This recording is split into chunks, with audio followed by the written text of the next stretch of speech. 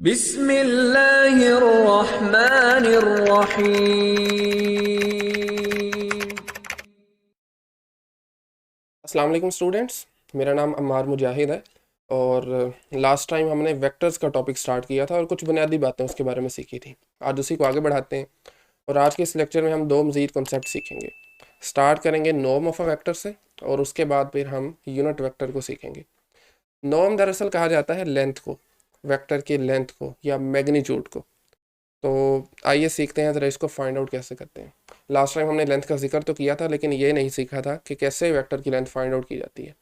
तो उसके लिए हमें चाहिए होगा एक वेक्टर फाइंड करने के लिए। लेट्स से उसको हम यू का नाम देते हैं और इसके नॉर्म को दरअसल दो वर्टिकल बार्स से रिप्रेजेंट किया जाता है अराउंड यू। ठीक है, this is the norm of you, length of you.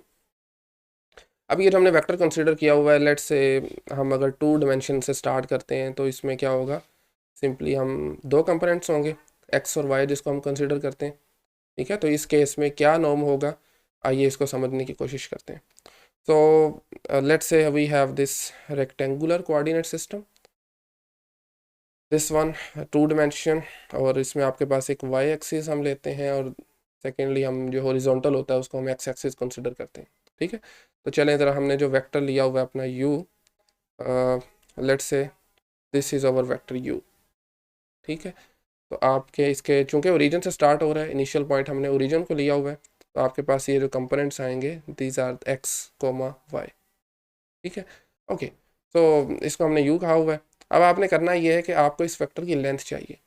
उसके लिए अगर आप इस पॉइंट से नीचे ज़रा परपेंडिकुलर ड्रा करें एक्स पर, तो क्या बनेगा, ये जो आपको लेंथ नज़र आ रही है जो पैरेलल है वाई एक्सिस के, इसकी लेंथ कितनी होगी, वाई होगी ना। ऑफ कोर्स सेकंड कंपोनेंट आपका वाई है। और इसी तरह से ये जो नीचे हॉरिजॉन्टल में नज़र आ रही है ये एक्स होगी। और यहाँ पर हमारे पास एक राइट ट्रायंगल भी बन रही है। तो अब राइट ट्रायंगल भी है और दो साइड्स की लेंथ हमें पता है। थर्ड साइड फाइंड आउट करने के लिए सिंपल यूज़ करें पाइथागोरस थ्योरम। तो पाइथागोरस थ्योरम के लिए क्या फॉर्मूला होता है हमारे पास, आपका जो हाइपोटेनियस है ना 90 के एंगल के सामने वाली साइड है उसका स्क्वायर लेना है आपने। तो चूंकि हम लेंथ को वर्टिकल बार्स के साथ रिप्रेजेंट कर रहे हैं ना डबल, तो हमें ये बार्स लगानी पड़ेंगी, इसका स्क्वायर लें, this is equal to x square plus y square, other two sides का स्क्वायर ले लें, x square plus y square. अब चूंकि हमने इसको नॉर्म को सिंपल यू के अराउंड वर्टिकल बार से रिप्रेजेंट किया हुआ है, तो स्क्वायर को ख़त्म करने के लिए दोनों तरफ स्क्वायर रूट लें, तो हमें मिलेगा जी यू का norm this is equal to square root of x square plus y square. इसको में हम पॉजिटिव वाला कंसीडर करेंगे, नेगेटिव चूंकि लेंथ नहीं होती इसलिए उसको ओमिट कर दें। ठीक है, तो ये आपके पास फॉर्मूला आया है in two dimension norm find out करने के लिए। इसी तरह आप इसको एक्सटेंड भी कर सकते हैं, थ्री डिमेंशन आपके पास या इन जनरल एन डिमेंशन है, तो आपने वो कंपोनेंट्स ऐड करने हैं उनके स्क्वायर बेसिकली। ठीक है, जेड कंपोनेंट तो जेड स्क्वायर इसमें ऐड करेंगे, मजीद कंपोनेंट्स हो गए तो उनको भी आपने उनका स्क्वायर जो है वो ऐड अप करते रहना है। ठीक है, लेकिन हम चलें आज के इस लेक्चर में थ्री डिमेंशन में भी देखते हैं बेसिकली फॉर्मूला बनता कैसे। ओके, सो उसके लिए हमें यहाँ पर चाहिए the three dimensional rectangular coordinate system. So okay, this one for example जिसको हम कह देते हैं this is our x axis in this case, इसको वाई एक्सिस कह लें, थर्ड वन इसको हम जेड एक्सिस कह लेते हैं। ठीक है, और यहाँ पर मैं एक वेक्टर लेने लगा हूँ स्पेस में, चूँकि ये स्पेस होती है ना बेसिकली, तो लेट्स से दिस वन, ये जो पॉइंट आपके पास टर्मिनल है ये चूँकि इनिशियल पॉइंट ओरिजिन से स्टार्ट हो रहा है इसलिए हम इसको एक्स वाई जेड ही कंसिडर करेंगे। ठीक है, और इस वेक्टर के कंपोनेंट्स भी एक्चुअली यही होंगे ना, और इसको हम वी कह देते हैं। अब हमें चाहिए इस वी की आपके पास लेंथ चाहिए, इसका नॉर्म चाहिए। तो वंस अगेन टू डिमेंशंस की तरह आपने इस दफ़ा फिर इसका वर्टिकल ज़रा नीचे लगाएं। इस दफ़ा डिफरेंस ये होगा कि आपका जो वर्टिकल है वो बजाय के वाई एक्सिस पर आने के वो आपके पास कहाँ पर आएगा, वो आपके पास इस एक्स वाई प्लेन के अंदर आएगा ना, क्योंकि ये पॉइंट आपका स्पेस में पड़ा हुआ है। तो आपके पास ये जो है दिस इज़ दी, ये एंगल आपका 90 का बनेगा। ठीक है, ये एंगल आपके पास 90 का बन गया। तो अब देखें हम यहाँ से सिंपल कर तो सकते हैं, क्या कर सकते हैं, चलिए हम इनको पहले नाम देते हैं। ये पॉइंट आपका, चलिए हम इसको ओ कह देते हैं, ये जो पॉइंट आपके पास एक्स वाई जेड है इसको हम पी कह देते हैं, और ये जो थर्ड पॉइंट आपको नीचे नज़र आ रहा है इसको हम आर का नाम दे देते हैं। तो चलें ज़रा लगाएं पाइथागोरस थ्योरम। ओ पी वाली साइड को चले मैं वी से रिप्रेजेंट करता हूँ, वी के नॉर्म का स्क्वायर इक्वल किसके आ जाएगा, आपके पास ओ आर का स्क्वायर प्लस आर पी का स्क्वायर, ऐसे ही है। एक साइड आपकी है ओ आर से हमने उसको रिप्रेजेंट किया हुआ है और दूसरी साइड को हमने किया हुआ है जी आर पी से रिप्रेजेंट, आर पी का स्क्वायर। अब अगर आप ऑब्जर्व करें ना तो आर पी वाली जो साइड है ये पैरेलल है जेड एक्सिस के, और थर्ड पॉइंट भी इसका जेड है जो कि यहाँ पर होगा। तो ये लेंथ हमें पता है आर पी वाली। लेकिन what about O R, O R वाली जो आपके पास आ रही है ना, ये वेक्टर आ रहा है, ये दरअसल आ रहा है एक्स वाई प्लेन के अंदर। हमें इसकी लेंथ अभी नहीं पता, तो इसकी लेंथ बिल्कुल टू डिमेंशन वाले फॉर्मूला की तरह हमें मेजर करनी पड़ेगी। उसके लिए हमें यहाँ से ज़रा एक परपेंडिकुलर ड्रा करना पड़ेगा। वो आप बेशक एक्स पर कर लें या वाई पर कर लें, हम एक्स पर कर लेते हैं दिस वन। तो ये आपके पास एक और मज़ीद परपेंडिकुलर हमने ड्रा किया, तो एक और ट्राइंगल बन गई। ठीक है, हम इस पॉइंट को चलें एस का नाम दे देते हैं। अब आपने ओ आर मेजर करने के लिए ये राइट ट्राइंगल यूज़ करनी है। तो ओ आर का स्क्वायर किसके इक्वल आएगा, मज़ीद दोबारा फिर पाइथागोरस थ्योरम अप्लाई करना है ना, तो ये आपके पास आ जाएगा ओ एस का स्क्वायर प्लस एस आर का स्क्वायर।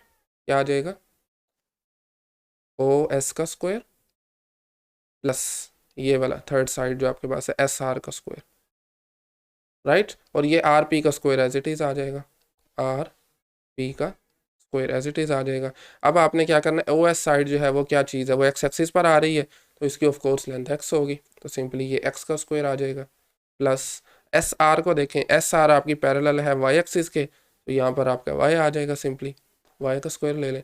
और थर्ड पी आर तो हमें पता ही था, ये पहले ही मालूम थी, जेड के पैरेलल है, तो ये आपके पास जेड का स्क्वायर आ जाएगी। ठीक है ना, तो इस तरह से आपने 3 डिमेंशन में फाइंड आउट करना है। फॉर्मूला सेम बना है, बस आपने थर्ड कंपोनेंट का स्क्वायर ऐड किया है। अब चूंकि हमें नॉर्म चाहिए, तो लेफ्ट साइड में हमारे पास इसका स्क्वायर है, तो स्क्वायर रिमूव करने के लिए दोनों तरफ स्क्वायर रूट ले लें, तो ये हमारा फॉर्मूला बन गया सिंपल।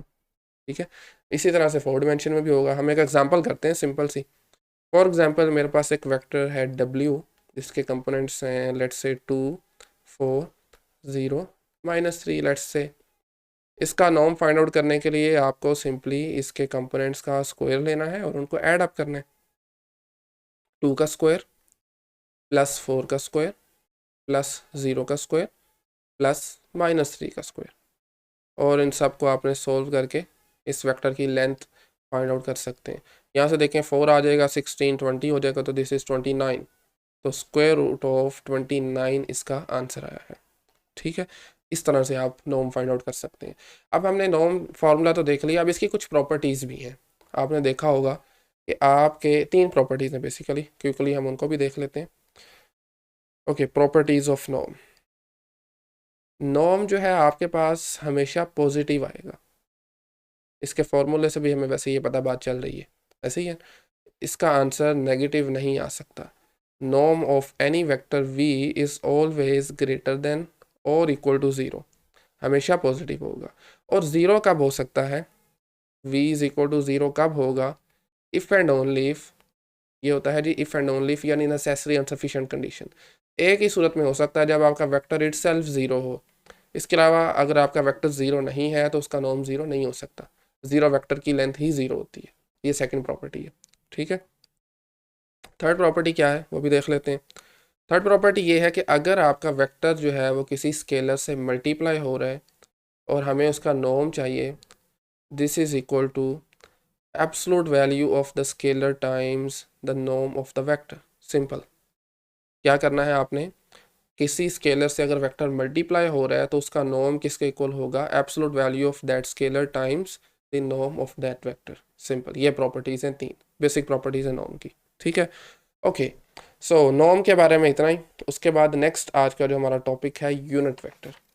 देखें, हमें नाम से पता चल रहा है यूनिट वेक्टर, एक ऐसा वेक्टर जिसकी लेंथ 1 हो।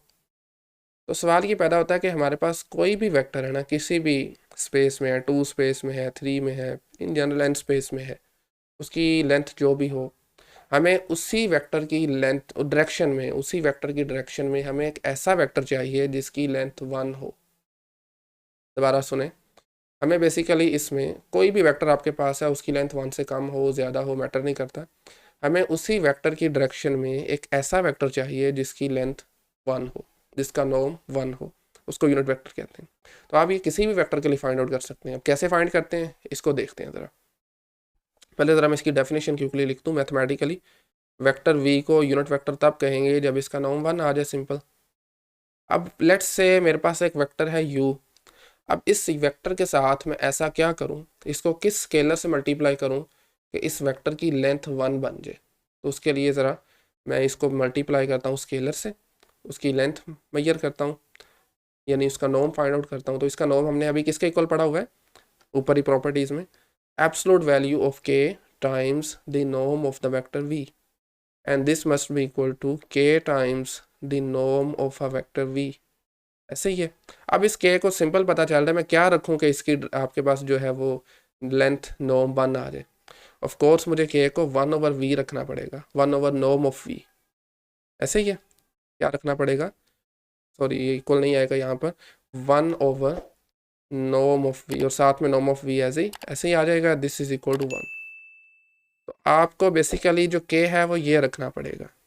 तो यहाँ से हमें पता चल गया कि आपके पास कोई भी वेक्टर है ना, लेट्स से u ही की बात करते हैं, इसी की डायरेक्शन में हमें एक यूनिट वेक्टर चाहिए, तो आप उसको डिनोट करते हैं ये u के ऊपर कैप से। This is equal to 1 absolute sorry norm of u times the vector u। ये आपके पास फॉर्मूला है यूनिट वेक्टर फाइंड करने का। इस प्रोसेस को कहते हैं नॉर्मलाइजिंग अ वेक्टर। उसको आप नॉर्मलाइज कर रहे हैं, नॉर्मल बना रहे हैं, ठीक है। ओके सो अब ये बेसिकली हम इसकी एग्जांपल देख लेते हैं ज़रा, किस तरह से आप फाइंड आउट करते हैं किसी पर्टिकुलर वेक्टर के केस में। तो let's say we have a vector u is equal to, हम ले लेते हैं जी 2,2,-1 फॉर एग्जांपल, ठीक है। तो हमें चाहिए इसी वेक्टर की डायरेक्शन में यूनिट वेक्टर। तो पहले ज़रा हम इसकी लेंथ फाइंड करते हैं, चूँकि इसकी लेंथ को हमें डिवाइड करना पड़ेगा ना इसी वेक्टर से। तो क्या लेंथ आ जाएगी इसका, यानी नॉर्म क्या आ जाएगा इसका, norm of u is equal to 2 square plus 2 square x component y component plus z component का square which is -1 and its square. अब देखें आपके पास 2 का स्क्वायर आ रहा है 4, 4 + 4 इज़ 8, 8 + 1 इज़ 9, तो √9 का आंसर आता है 3। ऐसे ही है।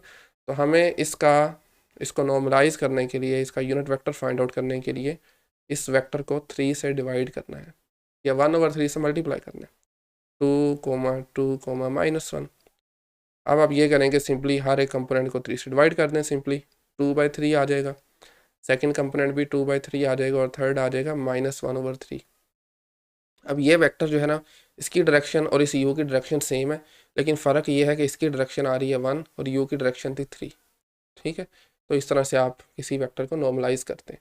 अच्छा ये तो हमने पढ़ा ना, किसी भी वेक्टर को अब आप नॉर्मलाइज कर सकते हैं, लेकिन कुछ स्टैंडर्ड यूनिट वेक्टर्स भी हैं, 2 डायमेंशन में भी और 3 डायमेंशन में भी कुछ स्टैंडर्ड यूनिट वेक्टर्स, आइए उनको देखते हैं। लेट्स से मेरे पास, हम 2 डायमेंशन से बात शुरू करते हैं। Let's say this is over x axis and y axis, vertical and horizontal.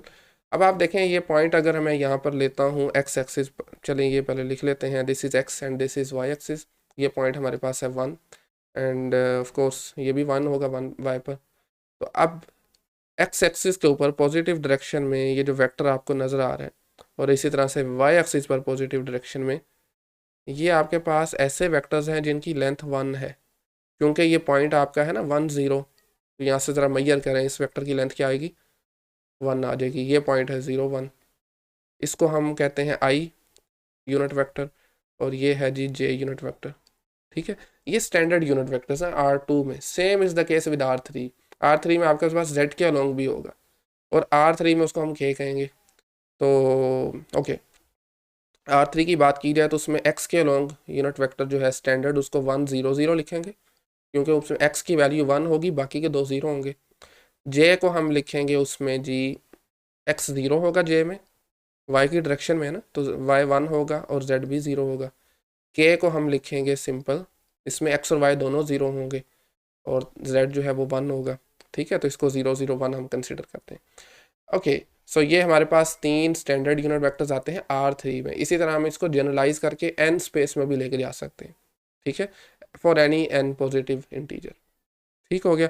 तो ये है हमारे पास जी स्टैंडर्ड यूनिट वेक्टर्स जिनकी आपके पास जो लेंथ है वो हमेशा 1 मिलेगी। अब अगर आप R2 की बात करें या R3 की या इन जनरल Rn की बात करें, हम हर वेक्टर को इन वेक्टर के कम्बिनेशन में लिख सकते हैं। आइए वो देखते हैं।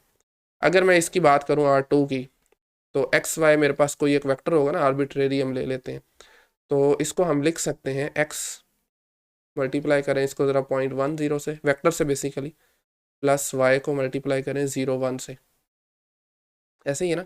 एक्स को मल्टीप्लाई करेंगे एक्स 0 आ जाएगा, यहाँ से 0 y आएगा, तो ऐड करेंगे एक्स वाई बनेगा। तो अब आप 1 0 को क्या लिखेंगे, आई लिखेंगे, आई से हमने रिप्रेजेंट किया हुआ है, और 0 1 को हम जे लिखेंगे। तो ये R2 की बात होगी। हमने R2 के वेक्टर को, किसी भी वेक्टर को, आपने पहले ऑर्डर पेयर में लिखा हुआ था, अब आप इस फॉर्म में भी लिख सकते हैं, linear combination of unit vectors. Okay, so मिसाल के तौर पर R2 की बात की मैंने, R3 में भी कर सकते हैं, R4 में भी, एंड सो ऑन। तो मेरे पास एक वेक्टर है, मिसाल ले लें आप 4 5 -3, R3 में है, तो मैंने इसको लिखना है जी इनके कम्बिनेशन में। तो क्या तरीकाकार होगा, 4 और आई यूनिट वेक्टर किसके इक्वल होता है 1 0 0 के, प्लस 5 जे यूनिट वेक्टर किसके इक्वल होता है 0 1 0 के, ऐसे ही है, और माइनस का 3 के यूनिट वेक्टर होता है 0 0 1 के। अब ये चीज़ आपने बार बार नहीं लिखनी 1 0 0 0 1 0 0 0 1, आपने डायरेक्ट आई जे के ही लिखना है, मैं जैसे बताना चाह रहा हूँ आपको। तो अल्टीमेटली ये इक्वल किसके आ जाएगा, 4i प्लस 5j -3k। तो ये भी एक रिप्रेजेंटेशन है वेक्टर्स को लिखने की, जिसमें आप यूनिट वेक्टर्स के लीनियर कम्बिनेशन में लिखते हैं। आप ये नोटेशन भी यूज़ कर सकते हैं और ये भी यूज़ कर सकते हैं, ठीक है। ओके, सो आई थिंक आज हम यहीं पे फाइंड आउट करते हैं। नेक्स्ट जो लेक्चर होगा उसमें हम डिस्टेंस के बारे में कुछ बातें सीखेंगे, और इसके अलावा भी एक टॉपिक के बारे में। आज के लेक्चर से मुतल्लिक कोई भी क्वेश्चन क्यूरी है तो कमेंट सेक्शन ओपन है, आप वहाँ पे पूछ सकते हैं। Thank you very much.